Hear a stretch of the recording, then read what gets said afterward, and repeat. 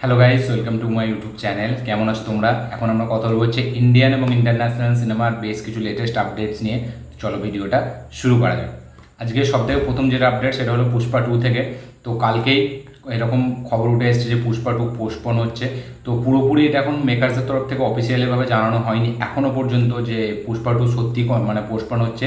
কিন্তু অনেক ট্রেডার্স তাদের মতে জানা যাচ্ছে এবং তাদের ইনসাইডার রিপোর্ট যেটা, ঠিক আছে, সেটা তো বেশি অলমোস্ট তারা অনেক কিছুই জানে, ঠিক আছে, ইন্ডাস্ট্রির ভেতরে কী হচ্ছে।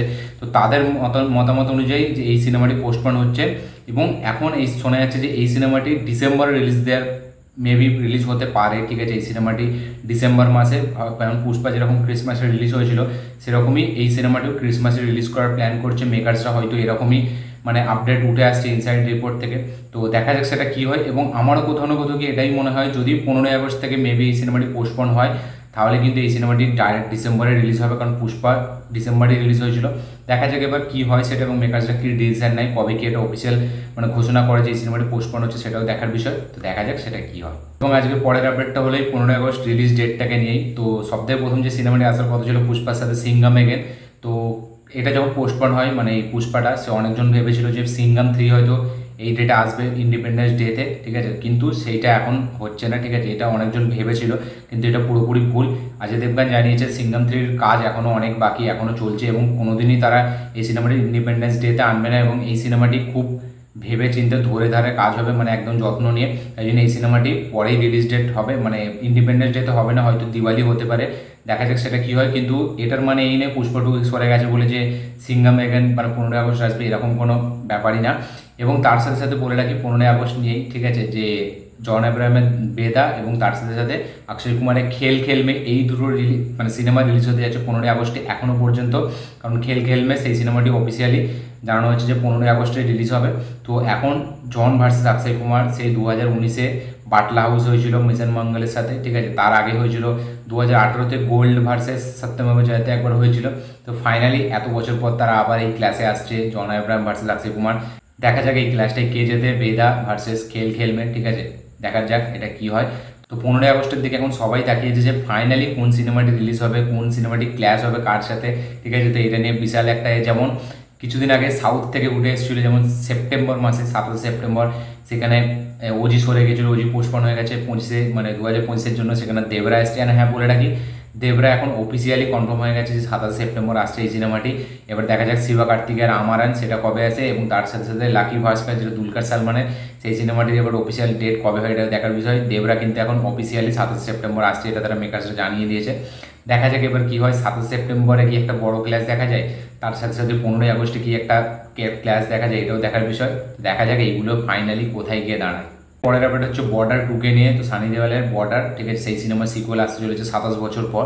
তো বর্ডার 2 হচ্ছে, এটা এখন অফিসিয়ালি কনফার্ম হয়ে গেছে, মেকার্সরা এটাকে অফিসিয়ালভাবে জানিয়ে দিয়েছে বর্ডার 2 হচ্ছে, এবং এই সিনেমাটি 2025-এ আমরা দেখতে পেতে চলেছি। এবং এই সিনেমাটি টি সিরিজ তারা প্রডিউস করবে এই সিনেমাটিকে। এবং এই সিনেমাটির যে ডিরেক্টর সেটার নাম হচ্ছে অনুরাগ সিং, ঠিক আছে। অনুরাগ সিং এই সিনেমাটির ডিরেক্টর। আমি জানি না, নামটা প্রথম শুনলাম। আমি জানি না যে বর্ডার সিনেমাটি অ্যাকচুয়ালি কে ডিরেক্ট করেছিল, আমি নামটা জানি না, ঠিক আছে। তো দেখবো গুগল করে যে কে অ্যাকচুয়ালি অনুরাগ সিং এটা। তো অনুরাগ সিং সেই ডিরেক্ট করতে চলেছে এবং টি সিরিজ এটাকে প্রডিউস করবে। 2025-এ এই সিনেমাটি আসছে। দেখা যাক এবার বর্ডার 2 কীরকম হয় এত বছর পর। গাদার যেরকম একটা বিশাল ব্লকবাস্টার হয়ে গেছিলো, সেরকমই বর্ডার 2 কীরকমভাবে মানে তারা আনে এবং কোথা থেকে ফিল্মটাকে চালু করে, এটাও দেখার বিষয়। তো বর্ডার 2 ফাইনালি হচ্ছে। পরের ব্যাপারটা হচ্ছে হলিউড থেকে। তো পিকি ব্লাইন্ডার্স সেটার যে মুভিটা আসছে, মানে পিকি ব্লাইন্ডার্স যে সিরিজ ছিল তার উপরে তো একটা মুভি আসছে, আমরা সকলে জানি, যাতে কিলিয়ান মার্ফিকে আমরা দেখতে পেতে চলেছি মেন লিড চরিত্রে, পিকি ব্লাইন্ডারের চরিত্রে।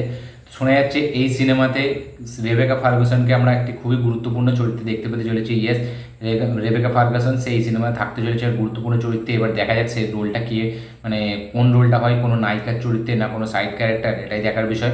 দেখা যাক সেটা কি হয়। পরের ব্যাপারটা হচ্ছে MR9 বলে একটি সিনেমা নিয়ে, যেটা বাংলাদেশের সাথে বাইরের একটা ভেঞ্চার, ঠিক আছে। তারা দুজনে একসাথে কোলাবরেট করে এই সিনেমাটি বানিয়েছিল MR9, যেটা কিন্তু টিজারটি খুব ভালো হয়েছিল, কিন্তু এই সিনেমাটি মানে আলটিমেট আমার দেখা হয়নি কখনো, ঠিক আছে। তো এই সিনেমাটি রিলিজও হয়নি ইন্ডিয়াতে। এই সিনেমাটি আসতে চলেছে অ্যামাজন প্রাইমে। ইয়েস, অ্যামাজন প্রাইমে এই সিনেমাটি 28শে জুন আসতে চলেছে হিন্দি আর ইংলিশে।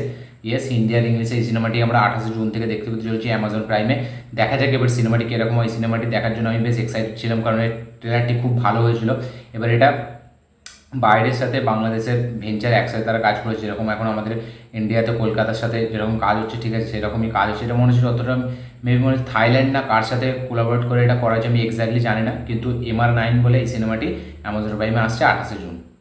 আজকের পরের ব্যাপারটা আবারও হলিউড থেকে। তো জুরাসিক ওয়ার্ল্ড 4 ফাইনালি অফিসিয়ালভাবে কনফার্ম করা হয়ে গেছে যে জুরাসিক ওয়ার্ল্ড 4 হচ্ছে, তার শুটিং এখন চালু হয়ে গেছে থাইল্যান্ডে। এবং এই সিনেমাতে আমরা স্কারলেট জনসনকে দেখতে পেতে চলেছি lead character. Yes, Scarlett Johnson এই সিনেমায় থাকতে চলেছে। আমরা বলেছিলাম, মানে আমি কিছুদিন আগেই বলেছিলাম যে স্কারলেট জনসনের নাম বেশি উঠে আসছে। তো স্কারলেট জনসন জুরাসিক 4-এ থাকছে এবং এই সিনেমার শুটিং অলরেডি থাইল্যান্ডে চালু হয়ে গেছে। 2025-এর হয়তো মিড করে বা শেষের দিকে আমরা এই সিনেমাটি দেখতে পেতে চলেছি। এবার হচ্ছে আমাদের বলিউডের আপকামিং সিনেমা সালমান খানের সিকান্দার। তো এই সিনেমার যে অ্যাকশন ডিরেক্টর শোনা যাচ্ছে যে মিশন ইম্পসিবল 6 বা মিশন ইম্পসিবল সিরিজের যে অ্যাকশন ডিরেক্টর, সেই নাকি এই সিনেমার অ্যাকশন ডিরেক্টর হিসেবে থাকতে চলেছে। ইয়েস, এটা এখন কোনো মানে ইনসাইডার রিপোর্ট না, কিন্তু সালমান খানের ফ্যান ক্লাব থেকে এটা জানানো হচ্ছে যে মিশন ইম্পসিবলের যে অ্যাকশন ডিরেক্টর সেই কাজ করতে চলেছে সিকান্দারের জন্য, অ্যাকশন কোরিওগ্রাফের জন্য।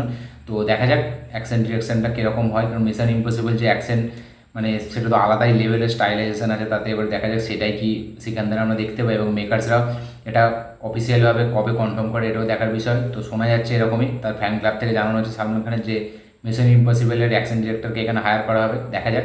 এবং এয়ার মুরগাডাস এই সিনেমাটাই কিন্তু খুব বিগ স্কেলে বানাচ্ছে এবং এতে অলরেডি একটা এয়ার ফাইট সিন থাকবে, ঠিক আছে, মানে যেটা এরোপ্লেনের ওপরে হতে চলেছে। দেখা যাক সেই ফাইট সিকোয়েন্সটা কীরকম হয়। এবং এয়ার মুরগাডাস গজনির পর আবার একটা হয়তো সেরকম কাল্ট ব্লকবাস্টার দিতে চলেছে সালমান খানকে নিয়ে। সালমান খানেরও খুব কামব্যাক হবে এই সিনেমাটিতে, দেখা যাক সেটা কী হয়। আজকের পরের আপডেট হচ্ছে আবারও হলিউড থেকে। তো নোবডি যে সিনেমাটি জন উইকের মতো একটি ভাইবসওয়ালা সিনেমা ছিল, যেটা খুবই এন্টারটেনিং একটা সিনেমা ছিল, সেই সিনেমাটির পার্ট 2 হবে। আমি অনেকদিন আগে বলেছিলাম আপডেটসে।